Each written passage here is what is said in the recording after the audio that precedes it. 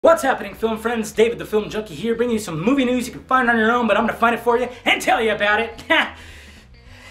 Don't get too excited. I appreciate you guys clicking in as always, so let's talk some movies. Batman vs. Superman. You guys know I always start off the show talking about Batman vs. Superman news because that's the biggest movie that's coming out in 2015. I don't care if you say Avengers or, well, I still gotta do a video on all the movies that are coming out in 2015, but they still keep coming! Anyways, Batmobile production update. Yes, I actually did a video where they were talking about, when I was talking about rumors of what the Batsuit might look like from the Batman Noel costume, and then I talked about, hey, the Batmobile might look similar to the Tumbler in the Batman, the Nolan Batman, but it's gonna have more of a traditional Batmobile look, so it might have some of that armor and some of that cool looking shiz on it. Well, anyways, there's a rumor that they might be designing the new Batmobile for Batman vs. Superman.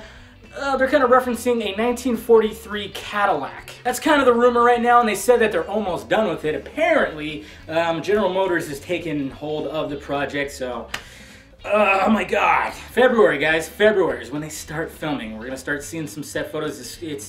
It's going to be magical. We're going to see Ben in the suit. We're going to see the Batmobile. We're going to see everything. Then we move over to the Marvel side of the universe, and we're looking at Don Cheadle. We all know who Don Cheadle is. He plays Rhodey, or he played Rhodey in the second and third one, not quite the first. Robert Downey Jr., you fucking asshole. I kid. But you know, yeah. Well, it looks like Don Cheadle will be reprising his role as Rhodey and the Iron Patriot in Avengers Age of Ultron. Yay! Yay! Now, a lot of us were questioning the end of Iron Man 3 when Tony Stark blew up all the suits. He took his little thing out. It was like... Then you gotta wonder what happened to Rhodey's suit. Yeah, and maybe he salvaged an Iron Man suit or two. You never know. But I think that's pretty awesome because obviously in the first Avengers, Tony Stark was a key. It was an Iron Man movie, for shit's sake. He saved the day, and oh, how awesome would it be to have Iron Man and Iron Patriot?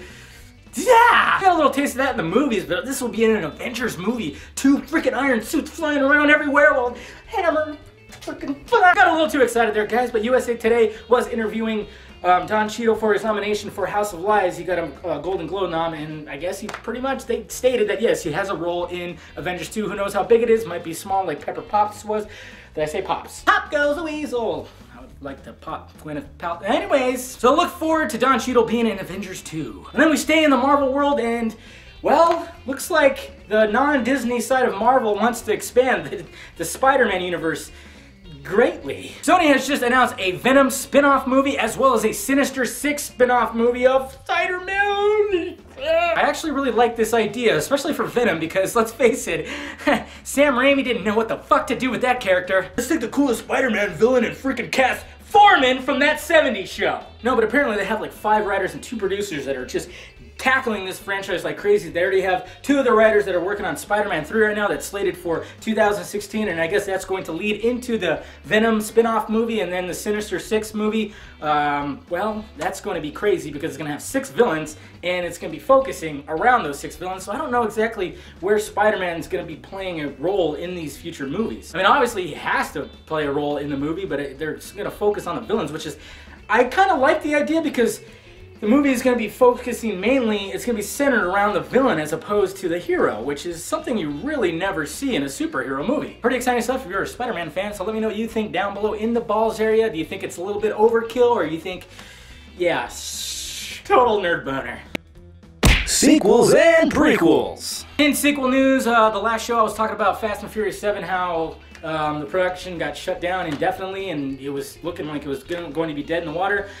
But I guess the writer of Fast and Furious 7 is doing some rewrites, and he is going to send off Paul Walker's character very honorably, and yeah, they're going to continue on with the franchise without Paul Walker. A lot of people might think that's just totally distasteful. Why would they do that, you know? But I mean, they've already spent $150 million on this thing, and I'm sure the cast and crew would like to see the movie finished, as long as they do it right. As long as the cast and crew is behind this decision, like especially the crew who worked closely with Paul Walker, as long as they're okay with it, I would say go ahead and do it, but it's going to be difficult. I mean, are they going to show a funeral? Are they going to show... He can't die in a car crash. I mean, that's too... reboots and remakes. Hollywood's just gonna remake or reboot everything, folks, and now the Naked Gun franchise is getting a reboot as well, and we'll see Ed Helms as, yeah, Frank Drebin. Yeah, a lot of people might cringe at that. It's like, what? You cannot. Nobody can play that role like Leslie Nielsen can, and that's true.